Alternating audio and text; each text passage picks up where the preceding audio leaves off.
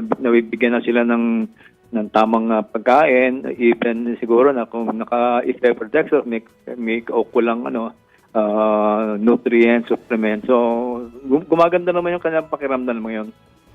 Sir, si Maricel po ito. Hi, Kahapon, Maricel. sir, nung makausap po namin kayo sa Malacanang, you mentioned na baka nga on its way na, no, yung barko na kapalit nitong Teresa Magbanwa dyan po sa Escoda Shoal. Any update on that, sir? Nandun na po ba sila sa area? Actually, nakadalawang attempt na, o tatlong attempt na nga, dahil siguro alam niyo naman yung masama ng panahon, So, nasa sila, bumalik ulit sa may bandang Ulugan Bay dahil talaga sobrang lalaki na alon. So, hindi nila makayanan. So, basta ang order naman ni Admiral Gawan, as soon as weather permitting, as soon as the sea conditions would allow, they go back at ipakita nila kahit paano yung kung where the Teresa Magbanwa left off, mapagpatuloy nila yung kanyang mission.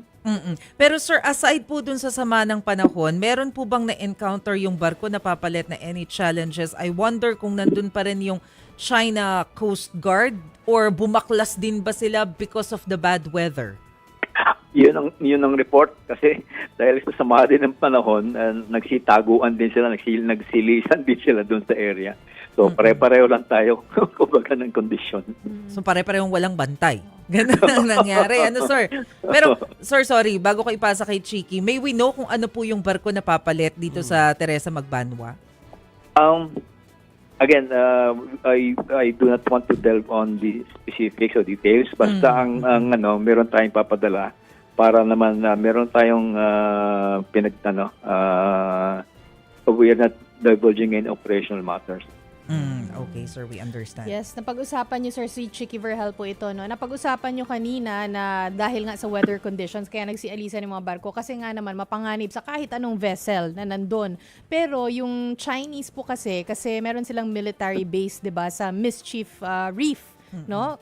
Mischief Reef or Yes. Panganiban Reef. Yun, Yeah, one and the same, no? So, mabilis silang makasilong, kumbaga, to seek shelter. Meron ba tayong efforts para pwede rin nating gawin ito? Like them? Similar efforts? Meron Para malapit din tayo pag nagsisik ng shelter. Unfortunately, mas malapit talaga sila doon kasi yung nagawa nga nila illegal reclamation activity, yung Mischief Reef o Panganiban Reef, and they were able to make it, a big one, big harbor. So yun ang advantage nila in terms of doon nakakapagtago yung barko nila. Samantalang sa atin, ang pinakamalapit na taguan is yung Ulugan Bay o minsan sa Bululayan Port. So that's about 70 nautical miles away. So 70. Samantalang sila, kung ang reference point natin ay Escoda Shoal, it's about 50 to 60 nautical miles away. So mas malapit sila na konti. Ano po ito, sir, forward deployment base na sinasabing fake news? Kasi pinublish daw ito sa Global Times dun sa China. Claim daw na tayo daw, ang Pilipinas, ay pwedeng magtayo ng forward deployment base sa Escoda Shoal. Sabi ni Commodore J. Tariela, unfounded naman daw itong claim na ito. Ano po ito, sir? Tama yon, unfounded yun. Wala tayong gagawin na forward deployment base. And tayo, consistent din tayo to sa Code of Conduct na wala tayong gagawin, wala tayong mga uninhabited features will not be habited. Yeah. So tayo doon, consistent tayo, compliant tayo doon. So again, propaganda nila yon. Nasabi tayo, raw magtatayo, walang katotohanan yon.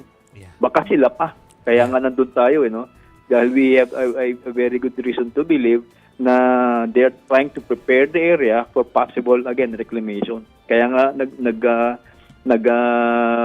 extended stay yung Teresa Magbanwa because of that information or observation that they got. Okay. Sir Alexander, thank you for joining us. Sana maulit muli. Thank you po. No, you're welcome. Anytime.